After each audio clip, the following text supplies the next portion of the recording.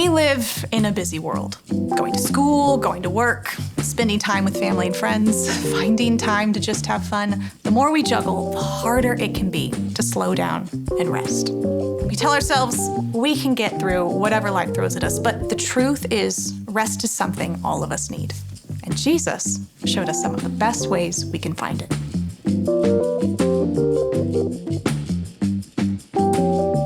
When was the last time you felt fully rested? Unless I caught you on vacation, I'm willing to bet that you wish you had more rest than what you're getting. And God, He understands the importance of rest. At the beginning of the second chapter in the entire Bible, God took time to rest after, creating the entire universe. By the seventh day, God had finished the work He had been doing. So on the seventh day, He rested from all His work. Then God blessed the seventh day and made it holy, because on it He rested from all the work of creating that He had done. What are these verses trying to tell us? Did the all-powerful creator of the entire universe really need a nap? What about passages like Isaiah 40 that say that God never grows tired or weary? God choosing to rest on the seventh day probably wasn't about Him personally needing rest. Instead, His choice was about us. He was showing us, by example, how good it is to rest. Now, this isn't the only time the topic of rest comes up in the Old Testament. When God gave the law to Moses and his people, rest was so important, He included it there too. He said, "Remember to observe the Sabbath day by keeping it holy. You have 6 days each week for your ordinary work, but the seventh day is a Sabbath day of rest dedicated to the Lord your God. On that day, no one in your household may do any work. That includes you, your sons and daughters, your male and female servants, your livestock, and any foreigners living among you. For in 6 days the Lord made the heavens, the earth, the sea, and everything in them, but on the seventh day He rested. And that is why the Lord blessed the Sabbath day and set it apart as holy." In these verses, God makes it clear that rest isn't a luxury for the wealthy and powerful. Rest is for every person. And God didn't stop there. There weren't just Sabbath days, but Sabbath years too. These years were for the land, times of peace, when the fields were able to rest from their previous 6 years of work. In God's eyes, rest isn't just for people, it's for all of creation. So, that's the Old Testament. In the New Testament, we see Jesus practice Sabbath and rest several times.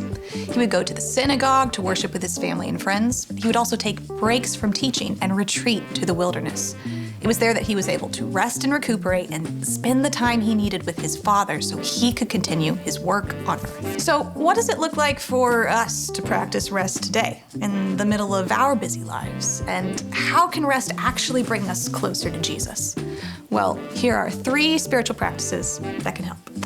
The first is Sabbath. If the idea of Sabbath is new to you, that's okay. All Sabbath means is choosing one day to rest instead of work. How you practice Sabbath might look different from the way someone else practices Sabbath, but the point is the same. It's all about letting go of doing in exchange for being.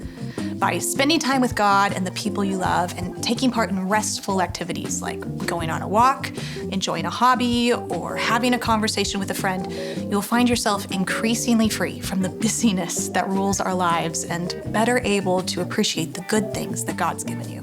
The second is slowing. If Sabbath isn't enough to push back against the busyness in your life, slowing might be the practice you need.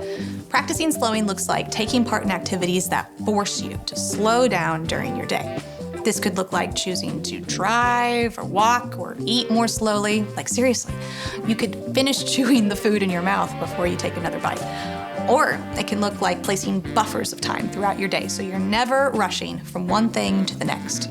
Jesus lived His life at a slow pace. We never see Him hurry or rush. When we live life at His speed, we'll find ourselves better able to connect with Him throughout our days. The last practice is silence and solitude. During Jesus' time on earth, He would spend time by Himself so He could connect with His Father, and we can do the same thing. This looks like taking a break from everyday life, but instead of filling up your time off with things to do or people to see, you spend your time by yourself with God. This time can last a few hours or several days, depending on what works best for you and your season of life. And while you're by yourself, spend some of that time sitting or walking with God in silence. Freeing yourself from the distractions of chaos and noise will bring you rest and make you more attentive to the voice of Jesus. God cares about our well-being, and a big part of that well-being is getting enough rest. Finding it isn't always easy, but when we make rest a priority, you'll find ourselves better prepared for life and more aware of God's closeness to us. Want to learn more about spiritual practices? Just click this link here.